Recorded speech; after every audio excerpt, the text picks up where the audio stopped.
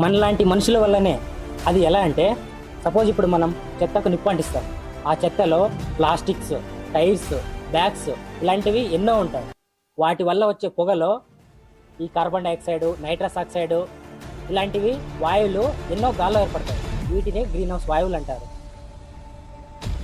ఇంకా వాహనాల నుంచి వచ్చే పొగ వల్ల, ఫ్యాక్టరీల నుంచి వచ్చే పొగ వల్ల ఈ వాయువులు ఏర్పడతాయి.